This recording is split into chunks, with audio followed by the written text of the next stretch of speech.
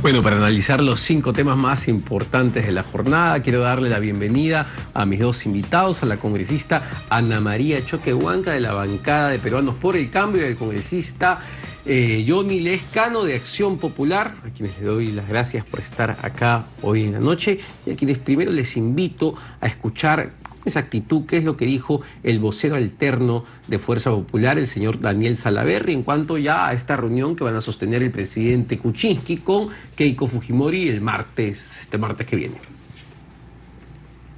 Keiko Fujimori mantiene su voluntad de diálogo. Ella fue quien tomó la iniciativa para solicitar esta reunión y ella acudirá el día martes 11 a las 4 de la tarde a Palacio de Gobierno. Aquí lo importante es que este diálogo llegue a acuerdos concretos que permitan armar una agenda en común, obviamente respetando la independencia de ambos poderes, pero que nos permita tanto al Congreso como al Ejecutivo a poder coordinar temas para poder reactivar cuanto antes la economía, para poder sacar cuanto antes la reconstrucción, para poder tomar medidas claras, por ejemplo, en la lucha contra la corrupción. Eso es lo que está necesitando el país, esa es la tarea que tenemos que tener todos desde ahora hasta hacia adelante. Tenemos que ser optimistas de los resultados a los cuales pueda llegar este diálogo. Tenemos que poner al Perú por encima de cualquier discrepancia o diferencias políticas. Fue 3 días bastante positivos, donde hemos podido hacer un balance del primer año de la bancada mayoritaria y la primera fuerza política del Perú, el trabajo que ha hecho Fuerza Popular en el Parlamento, en sus comisiones, sus congresistas, y creo que ha sido una reunión muy positiva. No existe, como he leído en algún medio de comunicación, que acá se está viendo temas de elecciones internas, eso se verá en su momento, todavía falta bastante para eso, faltan como 3 semanas, pero lo importante es que ha habido la participación de 68 congresistas, los otros 3 no han podido por motivos personales. Es lamentable que no se haya aceptado la participación de un patriarca de la política y la democracia como es don Luis Bedoya Reyes, pero finalmente no era un garante, era la participación de una persona del nivel y la importancia. Lo del acuerdo nacional, creo que la ciudadanía sacará sus conclusiones si esa es la mejor vía. Bueno, ahí escuchábamos al vocero Luis Galarreta decir que era lamentable que no se haya aceptado la participación del patriarca histórico del PPC, el señor Luis Bedoya Reyes. Quizá quería empezar con ese tema que finalmente creo que es anecdótico, lo importante es el diálogo en sí, pero no me parece una ofensa de parte del presidente Kuczynski que no acepte que haya intermediarios, ¿no? Es simplemente su decisión. Creo que no ayudó tampoco en nada que el señor Cipriani estuviese en la reunión de diciembre, no cambiaran las cosas por eso. Congresista Choquehuanca. Buenas noches, muchas gracias por la invitación. Bueno, en realidad el no aceptar la presencia en el diálogo del líder político Bedoya Reyes no significa que el presidente lo haya rechazado por alguna razón importante. En realidad no, es simplemente que con este diálogo tiene que ser de manera directa, tiene que ser un diálogo constructivo, un diálogo directo donde uno pueda sentarse a dialogar, a conversar y lograr que los resultados sean óptimos para el desarrollo del país. Entonces es solo eso, no es más. Aún si hubiera sido otra propuesta de algún otro líder, hubiera sido igual. O sea, el tema de fondo es que este diálogo debe ser directo, ¿no? El mismo señor Bedoya Reyes ha declarado que lo importante y lo central acá es el diálogo entre el presidente y la principal lideresa de oposición del país. Sí, yo creo que el presidente como tal no debe tener intermediarios para hablar, ¿no? Yo en eso sí coincido con él. Doctor Bedoya es una persona que nadie puede negar su trayectoria política, separado como decimos en mi tierra, sino que, bueno, 2 líderes tienen que hablar pues cara a cara, frente a frente, ¿no? Y los temas que yo no creo que sea la reactivación económica el punto central, porque las inversiones ahí tienen una serie de ventajas, una serie de incentivos, simplificación administrativa y todo lo demás. En el Perú hay gente que se muere de hambre con los sueldos y las pensiones. Yo eso, por ejemplo, no veo en las propuestas. La reconstrucción está bien, ya tiene un plan, ya tienen un responsable y tienen que llevar adelante. Pero hay temas que creo que deben merecer nuestra atención, el tema de la educación, el tema de la salud de los hospitales, de educación que tiene también el tema de los maestros, que hoy día se celebra su día y saludo para todos los maestros del Perú. Pero creo que esos son los temas fundamentales, ¿ah? Lo otro suena un poco rimbombante y reiterativo y reiterante, es decir, reactivación económica. Entonces una viuda de que gana 25 o que recibe 25 soles de pensión, viuda de pescador, dirá, ¿qué es eso, no? Reactivar económica mientras yo me estoy muriendo de hambre. O sea, hay otros temas que no los veo que están en la propuesta, creo, de la señora Keiko Fujimori. Yo creo que entre el gobierno y el grupo fujimorista, desde el planteamiento económico no hay mucha diferencia. Lo que tenemos que ver son los temas centrales que más les interesan al pueblo, tema de seguridad ciudadana. Pero lo hemos tenido al ministro hace poco ahí en el Congreso, que ha pasado, digamos, todo un cuestionario. Entonces eso ya está esclarecido. Creo que la representación nacional en fondo le está dando más tiempo para que siga trabajando, pero hay otros temas que no nos están tocando, el tema de las AFPs, ¿no? Eso es lo que le importa al pueblo. Al pueblo no le importa que el azul, la economía esté en azul, ¿no? Si ellos sienten... No le debe importar que no le importa eso, no le importa porque... No, está bien, pero a veces está en azul y no le llega nada al pueblo. No le llega nada al pueblo. Entonces eso no lo entiende la gente. Yo creo que debe ser los temas de Ana María. Yo la quiero mucho a Ana María porque Ana María es de raíz puneña, ¿no? Y es choquehuanca, pues del gran choquehuanca que decía, crecerá tu gloria como crece la sombra cuando el sol declina. Entonces le tenemos mucha estima a Ana María, porque su padre también fue de Acción Popular.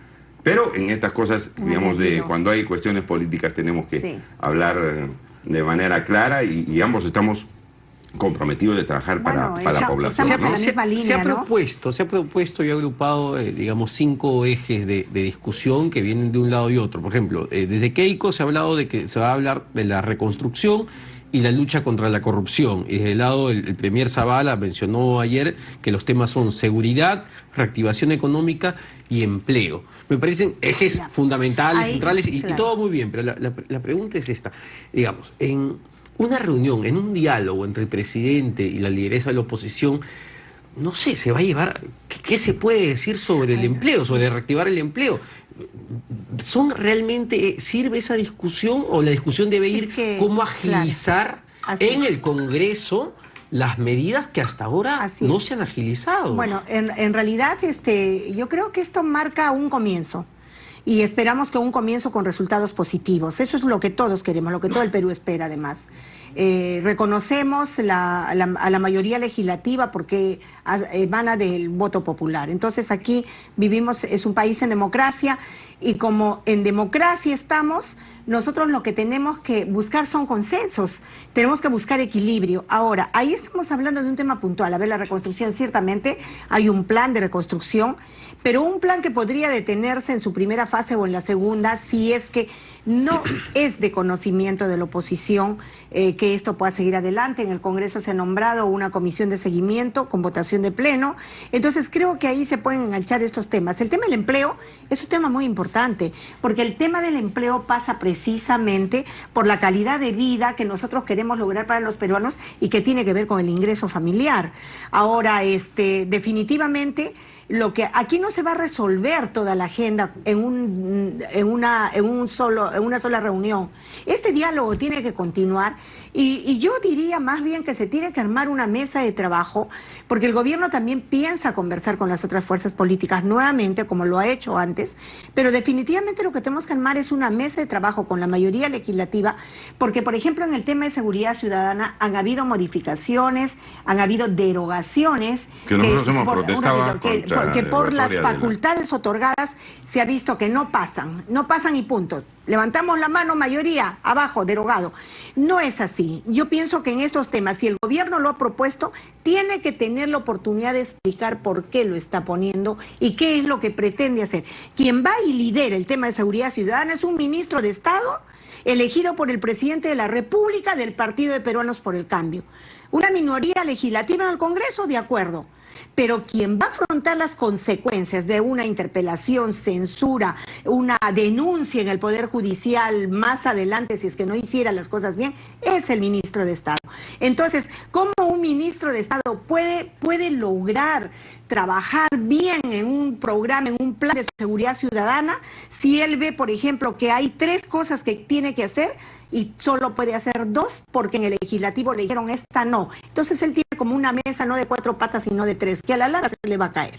Es eso. Entonces creo que esos temas son puntuales, y así como vemos el tema de la educación, el tema de la salud, que hoy sí es ciertamente, reconocemos, hay protestas, pero por un problema complejo, un problema que viene también con los pasivos que nosotros estamos arrastrando. Pero yendo al diálogo en sí, lo que se va, digamos, lo que se busca con este diálogo, más allá de ver los grandes temas rimbombantes, porque estos son grandes temas rimbombantes que no suenan sean la fotografía. que valgan verdad, no te dicen nada, porque no hay una hoja de acción. Pero tiene que haber una hoja de ruta. Concretas. Tiene que haber una hoja de ruta. Por ejemplo, tema laboral.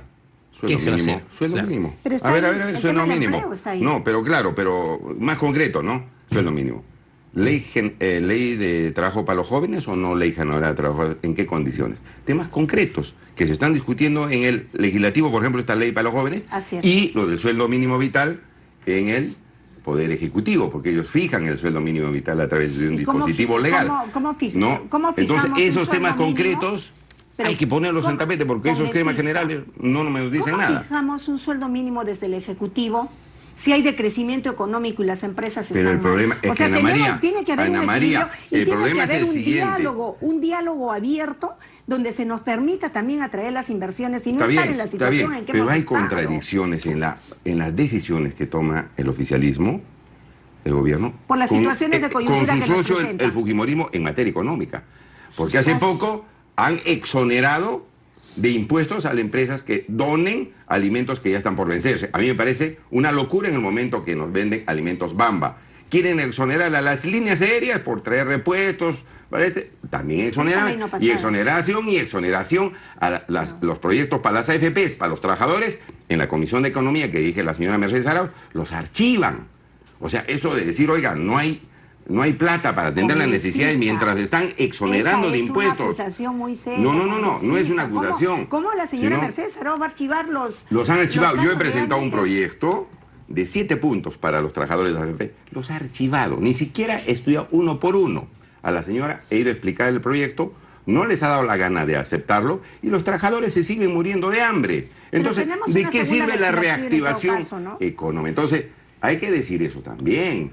Hay que decirle la verdad a la población. Esos puntos concretos deben tratarlos. Yo me preguntaba, congresista Choquehuanca, ¿no es más una reunión donde el presidente va a decirle a la lideresa de la oposición, mira, Keiko, por favor, déjame trabajar en estos puntos? Así es. Dile a tu bancada que acepten estos puntos. Y ella dirá, esto sí, esto no. Por supuesto. Es más eso, más que llevar propuestas de ambos lados, que se van a ir al acuerdo nacional. ¿Por qué ruta podemos ir con un camino abierto y libre? Bueno, en materia económica van por el mismo camino. ¿Por qué ruta? No, pero ¿por qué ruta vamos a ir? O sea, tenemos que saber.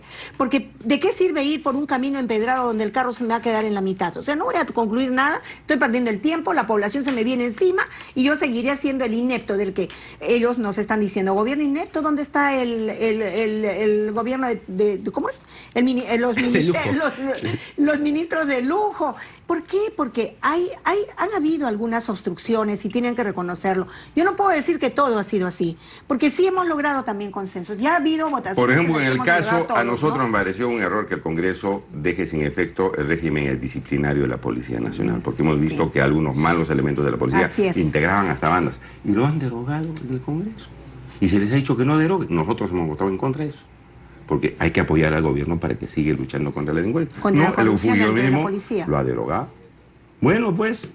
Esos son temas que hay que tratar. Por eso, para que vea que nosotros somos... Y eso tiene que ver con la corrupción. A lo que iba con este diálogo que convocó la propia Keiko Fujimori, ¿va a ser una forma de gobernar, creen ustedes, en los próximos 4 años? Es decir, el presidente Kuczynski se va a tener que reunir cada cierto tiempo con la lideresa de oposición para decirle, Keiko, por favor, déjanos no sé, ejecutar en estos aspectos y en estos no? ¿Va a ser una forma de gobierno? Yo pienso que quizás se deba instalar una mesa de trabajo donde cada quien ponga los responsables en esta mesa para darle continuidad a este proceso de diálogo, darle continuidad al trabajo que se quiere emprender desde el gobierno, donde ellos nos ayuden a fortalecer algunas acciones y donde no tengamos un hasta aquí en el Congreso a través de una derogatoria de una ley cuando levanto la mano. O sea, yo creo que eso no puede seguir pasando. Ciertamente nos tiran en cara de que nos dieron facultades, nos dieron un voto de confianza, eso siempre se ha dado, siempre. Nunca ha habido un gobierno que no las haya dado. Entonces, eso no es ningún favor. Esa es una forma de gobierno y en pro de la gobernabilidad en un ambiente democrático. Entonces, lo único que nosotros queremos es que se establezca ese diálogo. Porque si nos derogan una ley, por ejemplo, tener la oportunidad en la mesa de explicar por qué queremos esa ley. Yo creo que ahí agotar todo esto. En el Congreso lamentablemente se presenta y dictamen, van los dos representantes de cada, o el representante de cada fuerza política, y ahí queda, ¿no? Entonces ellos tienen mayoría en todas las comisiones y nosotros aceptamos esa mayoría, porque no aceptarla significaría que nosotros estamos rebelándonos ante el voto popular. Y no respetamos a la población, la respetamos. Siempre nos han dicho, no quieren interpelaciones, mentira, en buena hora. Si el ministro Zavala tiene que ir a la comisión permanente, él, si está requerido, va a ir y lo va a hacer con mucho gusto. El congresista Galarreta piensa totalmente distinto a usted. Ha dicho que este Congreso ha sido totalmente colaborador con el Ejecutivo. Bueno, el congresista Galarreta, por ejemplo, hoy día salió diciendo de que la señora, la lideresa de Fuerza Popular estaba evaluando a ver si iba. Y verdad, eso les decía mucho, porque ¿cómo va a decir que está evaluando si ella lo plantea? Y al final ha salido a aclarar el congresista, ¿cómo se llama? El Salaverry. Le ha salido a aclarar de que esto. ¿No? Entonces, ahí el congresista Galarreta ya, yo creo que no tiene mucho que decir. Fíjate, el presidente Belaúnde convocaba a las fuerzas políticas en el Congreso para explicarle los temas. Así se debe hacer, ¿no? No solamente, bueno, está bien, es la fuerza más grande en el Congreso, el fujimorismo, pero el presidente debe invitar a todas las fuerzas también, abierto a esta iniciativa, y decir, oiga, pensamos hacer eso, ¿cuáles son sus puntos de vista? El presidente Belaúnde constantemente a todas las fuerzas políticas los convocaba para ver cómo se podía plasmar una política de Estado. De tal manera que yo creo que es una forma de gobernar mucho más inteligente, que busca consensos, de avanzar en determinados temas, y así abiertamente pues en una discusión con todos los grupos políticos, no solamente con uno, ¿no? Con Fuerza Popular. Cortito le pregunto a usted, congresista Lescano, que digamos no es ni de la oposición, fujimorismo, ni del gobierno. A veces aquí, a veces allá. No es cierto. ¿Realmente cree que en los próximos 4 años cambien las cosas? Dios quiera, ¿no? Dios quiera. Yo lo veo difícil porque el fujimorismo tiene pues su plan para llegar al 2021 al gobierno. Y están trabajando para eso, ¿no? Están trabajando para eso. Ojalá que colaboren en lo que más se pueda en llevar adelante el Perú, no solamente en llevar adelante su proyecto.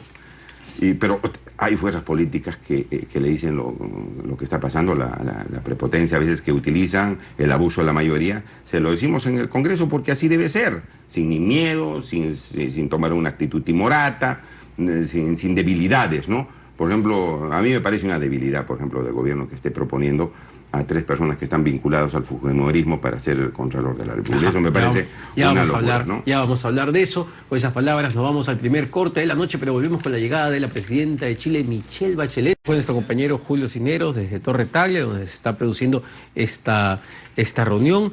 Y volvemos, perdonen la abrupta interrupción, pero es entendible.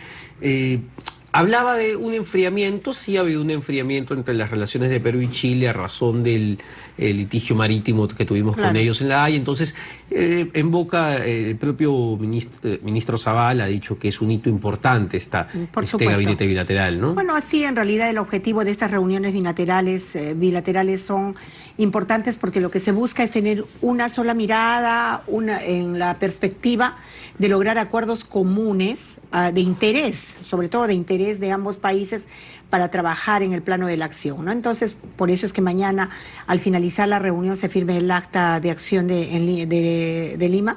¿Qué es lo que se hace en cada reunión?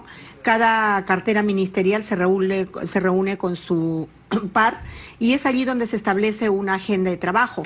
Ahora, por ejemplo, hace un mes nosotros estuvimos de la Comisión de Relaciones Exteriores del Congreso.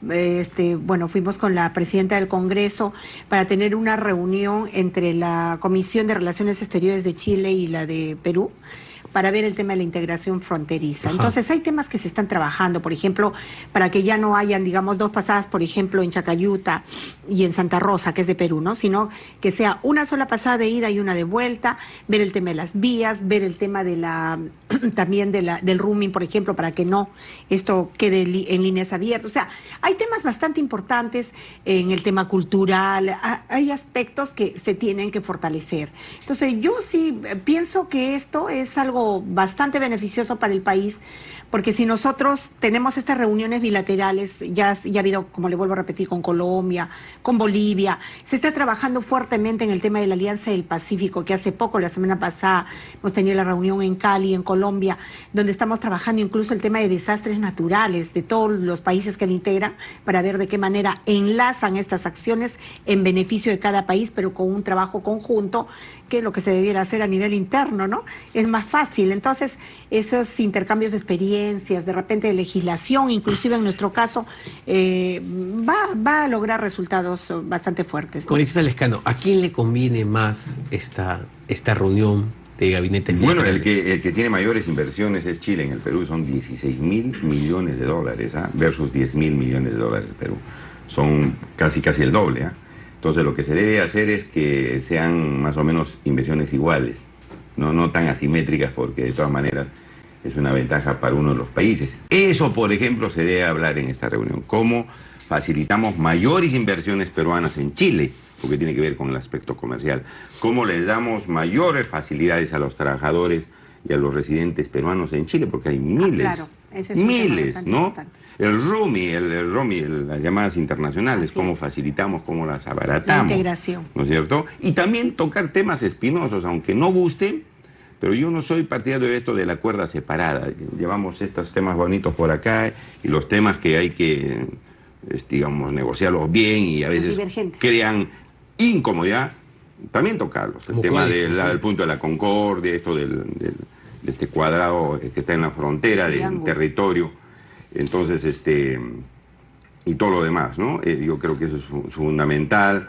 La situación, como dije, de las inversiones que son fundamentales, de las AFPs también, ¿no? Hay una inversión fuerte de AFPs acá, y ver cómo se podría, por ejemplo, que los trabajadores de AFPs de uno y otro países puedan también tener sus pensiones cuando se trasladan de país y continuar con sus aportes y continuar con el retiro de sus aportes. Por ejemplo, en Perú ya estamos permitiendo el retiro de los aportes de las AFPs. Puede ser que un peruano se venga con su aporte de Chile, se integra una AFP acá para poder seguir con sus aportaciones y todo lo demás, ¿no? Todas esas cosas que les interesa, que hacen avanzar a los países, hay que irlos avanzando, hablando, y los temas, repito, los que todavía son incómodos, también comenzarlos a tocar, ¿no? No quiero que suene banal mi pregunta, pero me parece un tema importante el del pisco, ¿no? Sí. Esta denominación de aguardiente, tanto en Perú como en Chile. Vamos, no es una tontería, pues debería entrar como pisco tanto acá como en Chile y ver lo que el consumidor elija, ¿no sería la mejor idea? El tema es que de repente hemos dejado el tema en un perfil bajo, donde nosotros hemos podido trabajar una promoción mucho más fuerte, más sonada a nivel mundial. El pisco, bueno, no por ser peruanos, pero el pisco, nosotros sí tenemos pisco, porque nosotros no lo hacemos con la cáscara de la uva ni con el orujo que dejan los chilenos en el vino de repente, ¿no? Hay formas. Nosotros respetamos su producción, pero tienen que reconocer y respetar la nuestra. Ahora, en los TLC, el Tratado de Libre Comercio con Estados Unidos, por ejemplo, cuando se llega a la negociación ya se encuentra el pisco con denominación pisco chileno, ¿no? Nosotros pisco peruano. Entonces, esta situación no debe darse, pero igual yo he leído un artículo, me parece el día de hoy, donde algunos productores dicen, bueno, tendremos que ingresar nuestro pisco como aguardiente. Yo creo que no. Este tema sí es un tema pendiente que se tiene que trabajar y tiene que haber reconocimiento. Claro, como tú dices, yo estoy de acuerdo contigo, ver los productos de origen del Perú. Claro que sí. ¿No? La chirimoya, el suspiro limeño y todo lo demás. Entonces, todo eso también hay que tocarlo, pues para eso se hacen este tipo de reuniones, para también resolver eso que, digamos, tiene que ver con, digamos, con la producción misma, con el origen mismo de los pueblos, se tienen que tocar, ¿no? Es decir, bueno, hay incomodidad por esto. Por ejemplo, en Chile, en la televisión chilena, se habla del pisco peruano, se hace propaganda del pisco peruano, yo he visto propaganda. Pisco peruano, es muy apreciado. Sí, en Chile, muy apreciado, porque peruano. dicen En vez de- restaurantes exactamente, todos, exactamente, claro lo que compran primero el pisco de acá, pues, no lo que producen allá en Chile. Entonces, todas esas cosas hay que tocarlas de manera franca, de manera directa. Yo, a manera de broma, al presidente de la Cámara de Diputados que vino el otro día acá al Congreso, sí. le dijo, oiga, le dije, ¿ha probado usted el pisco peruano? Dijo, lo tomó muy deportivamente y bueno, ¿no? De esa Es un manera. tema para claro, discusión. Claro, pero ellos piden pero pisco- sí tocarlos, ¿no? Ellos Pasemos- refieren al pisco sour, ¿no? Y no dicen aguardiente sour, dicen, ¿qué quieres? ¿Un pisco sour peruano o chileno? Al comensal, o sea, esos continúan, ¿no? Bueno, vamos Ese al tema del Contralor. Ya la Contraloría ha oficializado la salida del señor Edgar Alarcón de la cabeza de este organismo, y el vicepresidente Martín Vizcarra ha tenido algunas declaraciones sobre cómo debe ser el perfil del nuevo Contralor. Ha dicho, el nuevo Contralor debe tener cualidades morales. Vamos a escuchar qué es lo que dijo exactamente el señor Vizcarra.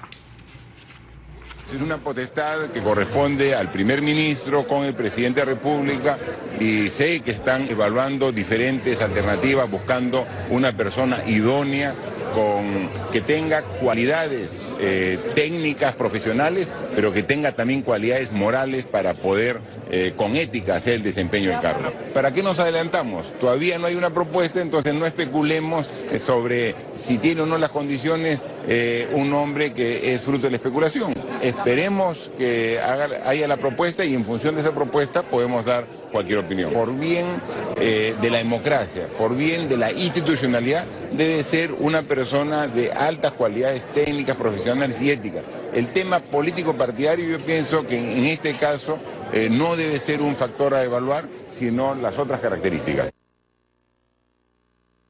Bueno, el vicepresidente Vizcarra hizo estas declaraciones, obviamente, cuando los periodistas le preguntaron qué opinaba de una posible eventual designación de Rafael Rey frente a la Contraloría. Es ahí donde él hace este comentario y prefiere en realidad, digamos, torear la pregunta y no contestarla, porque es una pregunta polémica y él no quiere. Pero que hay que entrar, enfrentarla, ¿no? pero los políticos a veces pecamos de eso, ¿no? De estar dando rodeos a la situación. Yo creo que, decir, oiga, el señor Rey ha sido vicepresidente a la República de la señora Keiko Fujimori, ¿no? ¿Tendrá condiciones de imparcialidad para hacer la función de Contralor en este gobierno? Yo como miembro del grupo oficialista ni lo propondría, porque ya tiene un sesgo, tuitea, dice, defiende la posición fujimorista. Entonces tiene que ser una persona pues más imparcial, más técnica, más profesional. Porque todos los que se han propuesto han estado vinculados al grupo fujimorista, y por eso yo decía, si se está haciendo eso, de alguna manera el gobierno está mostrando cierta debilidad frente al fujimorismo. Bueno, hay personas técnicas que no tengan mucha vinculación política. Ha sido propuesto el señor Nelson Schack, que fue funcionario del Ministerio de Economía en la época del expresidente Alberto viene Fujimori, del Banco Mundial y Beatriz Boza, que también fue funcionaria de Indecopi. Claro, pero vinculada finalmente al ex gobierno fujimorista, ¿no? Bueno, pero esta propuesta ¿El señor Shaw también? No, él no está vinculado al gobierno fujimorista. Sí, creo que no, el señor Nelson Schack sí ha sido funcionario director de Asuntos Económicos del Ministerio de Economía y Finanzas en la época de Alberto Fujimori, sí. Okay. Pero el congresista Víctor Andrés García Belaúnde no le incomodaba nada la propuesta del señor Rafael Rey, ¿eh? Es una opinión personal de Víctor Andrés, nosotros la respetamos, pero el partido no creo que lo vea con buena cara o buenos ojos de la postulación de Rafael Rey, ¿no? Hay que decirlo, nosotros siempre le hemos dicho de frente a Víctor Andrés las cosas que pensamos. Yo como vocero titular de la bancada no hemos tomado un acuerdo, lo puedo decir, ¿no? Pero yo ya le he hecho llegar incluso nuestra opinión en el caso de cuando fue candidato al directorio del Banco Central de Reserva, ¿no es cierto? Claro. Donde nosotros pensamos que no es una persona pues que puede cumplir un papel técnico en el Banco Central. Ahora, peor pues, ¿no? Pero bueno, son opiniones, pero el partido y la bancada van a tener que tomar un acuerdo. Creo que no es conveniente, debe ser otra persona que sea más imparcial, más objetiva, y uno posee por qué tanta persistencia. El señor Rey, Banco Central, el señor Rey a la Contraloría, y ha sido vice de Keiko Fujimori. O sea. Pero al margen de ello, el señor Rey no podría, me parece que no podría porque es parlamentario andino y la ley lo impide, no sé. O sea, pero al margen de ello creo que debemos buscar que el Contralor no solamente tenga una reserva moral bastante fuerte, una ética en su conducta, en su formación, una persona que conozca además de control público, o sea, también el plano profesional cuenta, el tema técnico, cuenta también el hecho de que sea una persona carta cabal. Pero al margen de ello creo que ya una persona política no calza en la Contraloría, porque prácticamente ha sido manoseada la institucionalidad de la Contraloría en estos últimos tiempos gracias al señor Alarcón. Se ha puesto a la Contraloría en una situación se ha debilitado la Contraloría como institución y eso es lo que él no ha pensado.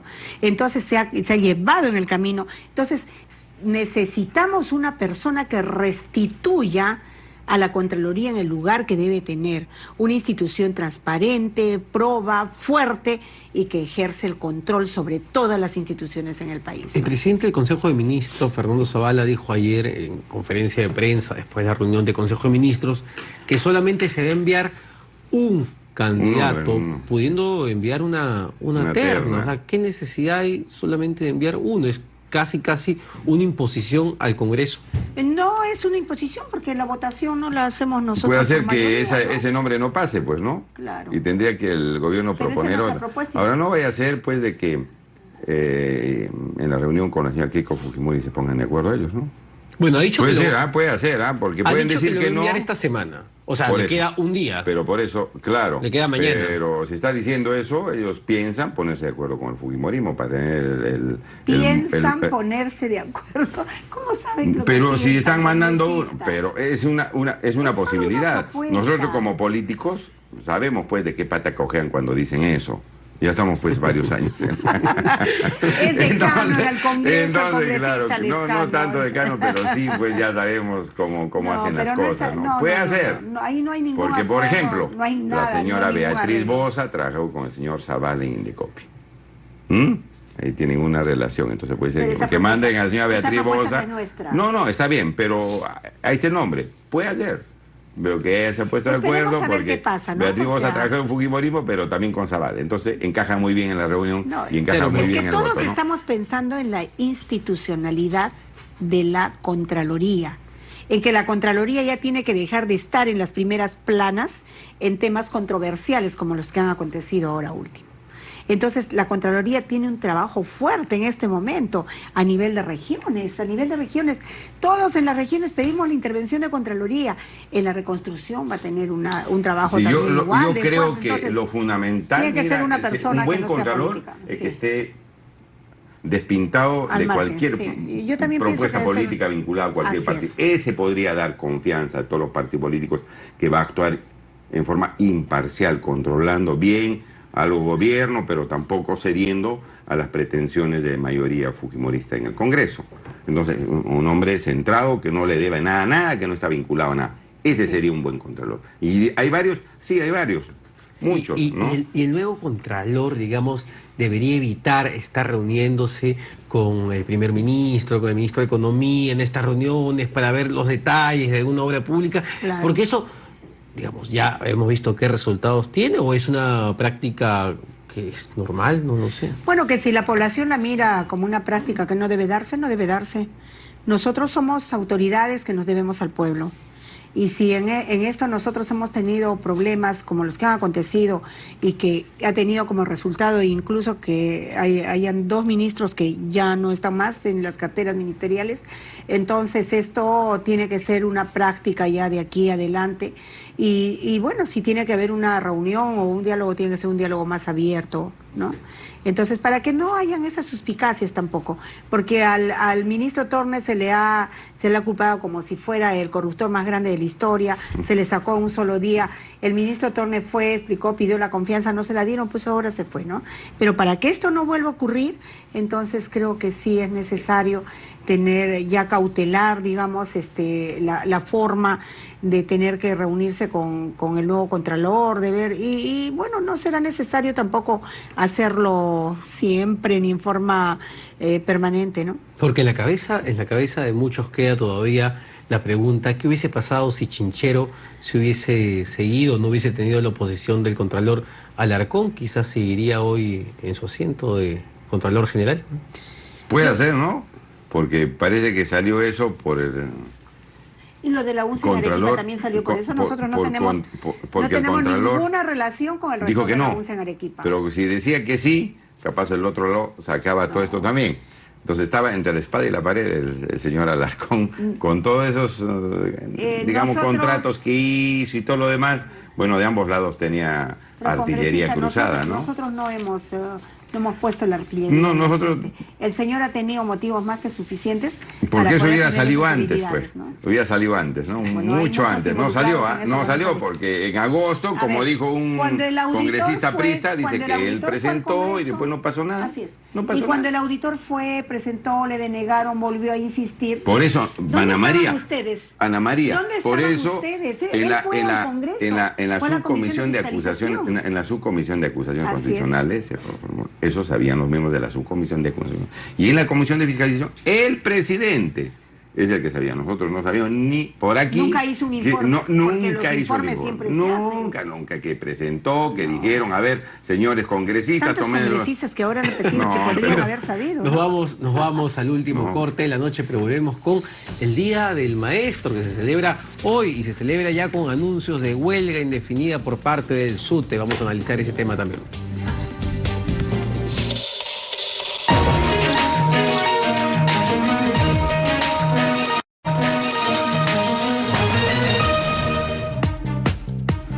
Bueno, hoy 6 de julio se celebra el Día del Maestro. ¿Y en qué circunstancias se celebra? Con una huelga indefinida en el Cusco que empezó el 15 de junio. Ya entiendo se han sentado a conversar la SUTE regional del Cusco entre el Ministerio de Educación para tratar de ver a qué puerto se llega, porque lo que piden ellos es un aumento de 4.050 soles. Y actualmente, si no me equivoco y me corrigen si lo hago, ellos ganan 1.780, que es el aumento que dio este gobierno y que ha prometido subirlo, el sueldo base para los maestros, hasta 2.000 soles en el 2018. Vamos a ver qué es lo que dijo la ministra de Educación, Marilú Martens, en los estudios de RPP, que reconoce que hay una brecha enorme en el sector de educación. Este año hemos logrado un incremento significativo en la remuneración de nuestros docentes, un promedio de 15% en la remuneración de todas las escalas de la carrera. Aún no es suficiente, lo sabemos, y tenemos que seguir trabajando en el incremento de su remuneración. Tenemos que hacer la carrera docente atractiva. Nos estamos ya reuniendo con el CEN, ¿no? Con el SUTEP Nacional, justamente viendo su pliego de reclamos para poder coordinar, para poder atender dentro de lo atendible, ¿no? Hay cosas que el mismo SUTEP sabe que no son competencia del Ministerio de Educación, como la deuda social. Sin embargo, parte de nuestras conversaciones, porque dialogamos con el SUTEP Nacional, ¿no? Tenemos un diálogo abierto, una comunicación abierta, es que podamos encontrar juntos una ruta y poder estamos en comunicación con el Ministerio de Economía para ver cómo podemos ver la manera de poder ir bajando esa deuda. Tanto ellos como nosotros lo que queremos es la mejora de la educación, ¿no? Pero siempre pues por los canales de una muy buena comunicación sin perjudicar a los estudiantes. Bueno, el SUTEP ya ha anunciado una huelga indefinida para el 12 de julio, que se sumaría a la huelga indefinida que también han anunciado los médicos, también por temas salariales y otros 46 puntos que hay una situación bien complicada la que se puede venir ya en la calle, ¿no? Bueno, sí, en verdad hay situaciones, es que es una situación muy difícil, Sí, pues. porque Médicos, esa es una pequeña profesores. herencia muy grande que recibimos de las gestiones anteriores, porque la problemática en la educación se fue generando a través de las gestiones anteriores. La desatención hizo que esto creciera y que se llegara al extremo donde está ahora. Ahora, cuando el presidente estuvo en campaña, o estuvimos en campaña, ciertamente se comprometió a generar esos aumentos en forma gradual. Cuando entramos al gobierno hace un año, ellos ganaban 1.530 soles. La suba del 15% fue hasta 1.780 y ahora se les va a homologar. Hubo una homologación también entre la primera escala de contratados y nombrados por igual, porque al final es el mismo trabajo, ¿no? Entonces esa diferenciación hacía también que se convierta en un reclamo que ahora felizmente ya no está.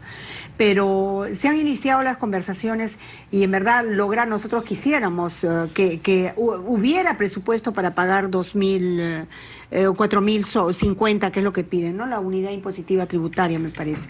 Pero lamentablemente eso no es posible. Y el 2018, que es ahora, nomás dentro de unos meses, se va a subir ese sueldo y se va a ir contemplando de acuerdo a los recursos que se tengan. Ahora ese presupuesto viene también por el Congreso. Ese presupuesto lo vamos a tener que aprobar. Y si de pronto ahí hay algunas salidas o algunas observaciones que vean en el tema de la educación, el tema de la salud, alguna posibilidad de poderlo mejorar, nosotros jamás nos vamos a oponer. Reconocemos, y más que todo el día de hoy, el trabajo que realiza el esforzado maestro, sobre todo en zonas rurales. Es un trabajo bastante ingrato aquí en nuestro país y siempre lo ha sido. Y los gobiernos nunca han dirigido su mirada hacia ellos. Siempre los hemos visto el SUTE en la calle y en verdad nosotros no debemos sentir pena por ello. Nosotros debemos sentir indignación. Pero nosotros queremos restituirles ese lugar en el que ellos deben estar. Lamentablemente la caja a veces es chica. O sea, el gobierno, el ministro de Economía no puede mandarse a hacer eso, viene por presupuesto y ahora vamos a empezar a discutir el presupuesto. Yo creo que esa va a ser una buena opción y una buena posibilidad para ellos. En una situación de franca desaceleración como la que estamos viviendo, con un fenómeno del Niño, una reconstrucción que todavía no empieza. Así es. Se nos puede venir, como congresista Lescano, la calle también puede empezar a jugarle en contra a este gobierno. Sí, claro que sí, si no toma medidas como para levantar un poco el nivel económico de las personas, yo creo que sí. Mira, yo quiero levantar mi voz de protesta porque el SUTE ha sido maltratado, pero así terriblemente. El gobierno anterior, los profesores estaban en segundo, tercero, cuarto nivel y por lo tanto debían ganar más que el del primero. ¿Qué hicieron? Sacaron una ley de reforma magisterial, entre comillas, y a todos los bajaron al primer nivel. Eso es pues vulneración de derechos pues inaceptable. Claro. Los profesores que tenían 10, 15, 20 años de trabajo se vieron en el primer nivel. Ahora yo digo, ¿qué favor le están haciendo para aumentarle un poco de plata si en sus derechos fundamentales, cuando ya habían alcanzado niveles y por lo tanto habían estado gastando más, no les pagaron? Ahora simplemente están tratando de alcanzar un poquito el nivel que ellos debían tener en estos momentos. Eso, por ejemplo, me parece una locura al magisterio tratarlo así. Creo que el 70%, si no me equivoco, del magisterio nacional está en el primer nivel. Es decir, casi todos están ganando poquito, pues. Están ganando poquito. Muy pocos están en el segundo, tercero, cuarto, quinto nivel. Entonces, estos incrementos me parecen 15%, dice la ministra. Pero a ellos les han bajado de golpe hasta el primer nivel. Hay gente que ya está ganando mucho más. Debían restituirles sus derechos. Pero eso no va a ocurrir. Pero yo creo que hay que hacer un esfuerzo para darle más o menos un nivel de ingreso. ¿Cuál podría ser la solución? No sé, porque si se están dando miles de millones de soles, por ejemplo, 400 millones para una asociación público-privada, para el campo de Chinchero, que querían soltar tanta plata. Bueno, hay plata para darle, pues, hay plata para darles a los profesores, hay plata para darlos a los pensionistas, y no se está haciendo eso. Un breve, se nos va el tiempo, un breve comentario. Ya Jorge Barat, a la cabeza de Odebrecht acá en Perú, ya no va a declarar ante la Fiscalía. La Procuraduría General de Brasil ha dicho que se cayó el acuerdo que se tenía con Perú. Sí, y eso es lamentable, porque ahí hemos podido obtener mayor información que nos hubiera podido ayudar a acelerar este proceso y a conocer quiénes realmente están involucrados. No sé si haya alguna rectificación de parte de la Fiscalía para poder seguir con este acuerdo, pero definitivamente lo que nosotros sí quisiéramos es que ellos nos sigan apoyando en ello para poder acelerar este proceso. Me dicen que justamente el Ministerio Público se ha pronunciado en cuanto a este caso, al caso del señor Barata. Justamente ahí está en un tuit, dice: urgente, fiscal superior Alonso Peña Cabrera aclara que no se ha cancelado la cooperación internacional con Brasil. Está aclarando lo que habíamos leído temprano. Decisión de Barata en no declarar está referida únicamente a la asistencia jurídica internacional requerida por fiscal Germán Juárez. Bueno, esa es la respuesta del Ministerio Público, así que... Claro, pero Barata ya ha dicho varias cosas, ha imputado varios nombres y a varios expresidentes. Ahí están, pues, y después hay que comenzar a evaluar para tomar las medidas del caso, ¿no? Claro. Es decir, se ha avanzado en algo, ¿no? Claro, con la declaración de Barata. ¿Qué se investiga? Bueno, con eso nos vamos. Le doy las gracias a mis dos invitados. Los dejo con Catherine Donaire o Tatiana Aleman, no sé, Tatiana Aleman en RPP Noticias, edición noche, pero sintonícenos nuevamente a las 7 de la noche. Soy Omar Mariluz y esto fue las 5 de las 7.